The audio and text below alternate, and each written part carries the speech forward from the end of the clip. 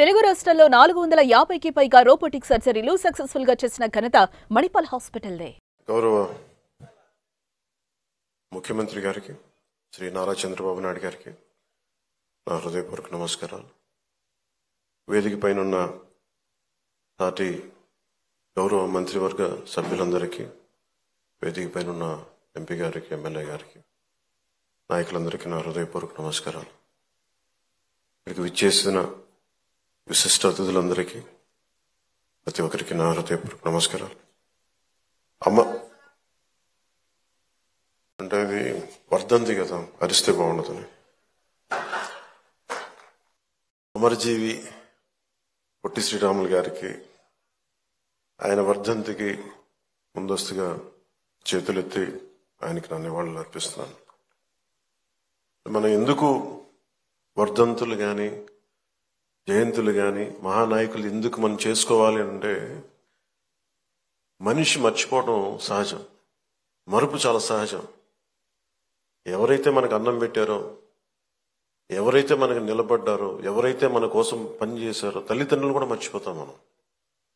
Human memory అంత, human psychology అలాంటిది. Continuity of memory చాలా అవసరం. మన తాతలు ముత్తాతలకు కూడా మనం ఎందుకు పితృదేవతలు అని చెప్పి మనం పిండం పెడతామంటే, ఎవరి వల్ల అయితే మనం వచ్చాం వాళ్ళు మర్చిపోకూడదని చెప్పి. అలాంటిది ఇన్ని కోట్లాది మందికి ఈ రోజున నాలాంటి వాడు కూడా రాష్ట్రానికి ఈ స్థాయిలో మీరందరూ పెట్టగలిగారంటే దానికి ఉనికినిచ్చిన వాడు.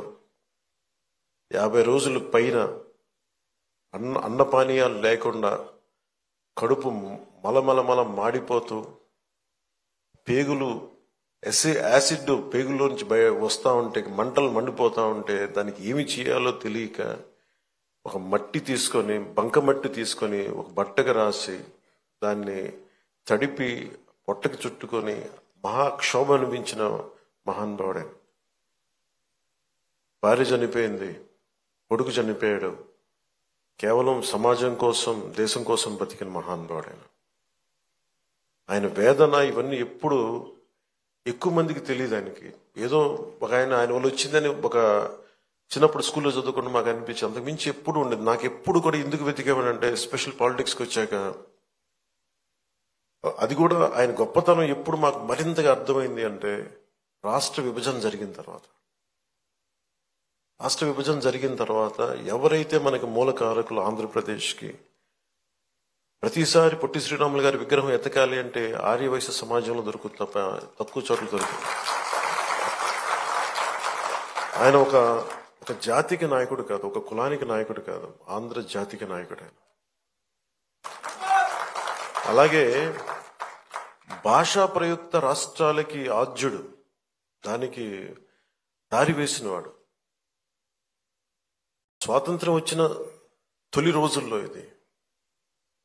ఇందాక మనం దాంట్లో చూస్తూ ఉంటే ఆయన మీద చేసిన ఆ డాక్యుమెంటరీ ఫిల్మ్ కూడా చాలా అద్భుతంగా తీశారు. INPR డిపార్ట్మెంట్ అందరికీ నా హృదయపూర్వక మీకు అభినందనలు తెలియజేస్తున్నాను. చాలా అద్భుతంగా తీశారు, చాలా హృదయానికి హత్తుకునేలా తీశారు, గుండెలు కదిలించేలా తీశారు. స్వాతంత్రం వచ్చిన కొత్తలో ఎలా ఉందంటే దేశం, ఇది నేను వీటి మీద హిస్టరీ బుక్స్ చదువుతూ ఉంటే, నెహ్రూ గారు ఒకవైపు పాకిస్తాను, భారతదేశం, అఖండ భారతం 2 ముక్కలుగా విడిపోతుంటే, మత ప్రాతిపాదికన ముస్లింలు మేము వెళ్ళిపోతామని చెప్పి జిన్నా నాయకత్వంలో పాకిస్తాన్ వెళ్ళిపోతుంటే, మన అన్ని మతాలు ఒకటి అని మనం పట్టుకుంటే, అలాంటి సమయంలోనే నెహ్రూ గారి థాట్ ప్రాసెస్ ఎలా ఉండిందంటే, ఆయన చదువుతూ ఉంటే ఆయన ఒకవైపు నరికేస్తా ఉన్నారు పాకిస్తాన్లో హిందువుల్ని. అలాంటి సమయంలో ఇంకొక మూల మన ఉమ్మడి మద్రాసు రాష్ట్రంలో చాలా వివక్ష అనుభవిస్తూ, అవమానాలు భరిస్తూ, తెలుగు వారికి గుర్తింపు లేదు. అలాంటి సమయంలో తెలుగు ఉనికి కోసం, ఆంధ్రలో ఉనికి కోసం ఒక రాష్ట్రాన్ని ఏర్పాటు చేసుకునే క్రమంలో పొట్టి శ్రీరాములు గారు ప్రాణం పోవటం, ఇవన్నీ దేశాన్ని కదిలించేసి ముందు ఏం పెద్ద జరగదు అనుకున్నారు. నెహ్రూ గారు అన్నది కూడా ఏంటంటే, అసలే రాష్ట్ర విభజన జరిగిన ఈ పరిస్థితుల్లో మళ్ళీ ఈ వివక్ష ఏంటి, మళ్ళీ కూర్చోబెట్టి భాషా ప్రయుక్త రాష్ట్రాలు దేశాన్ని ఎలా కలిపించాలి అనేది ఆయనది. ఒకవైపు ఏమో వాస్తవం ఏంటంటే ఇక్కడ మీరు సంబంధం లేదని చెప్పేసి వివక్ష. వీటి మధ్యలో రాష్ట్ర నాయకులు కానీ దేశ నాయకులు కానీ ఎంతో నలిగిపోయి ఆయన కూడా ఎందుకు ఆయన మీద కోపం, అందరికి ఎందుకు రాలేకపోయారు, ఎందుకు శవాన్ని మోయడానికి ఎందుకు రాలేదంటే కోపం అన్నమాట.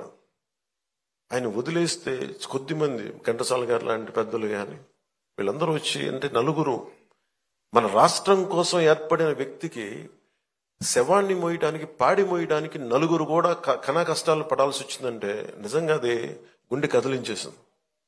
అలాంటిది మనం ఈయన మన గుండెల్లో పెట్టుకోవాల్సిన మహానుభావులైన. సుమన్ టీవీలో మీ పర్సనల్ అండ్ బిజినెస్ ప్రమోషన్స్ కోసం కింది నెంబర్కి కాంటాక్ట్ చేయండి.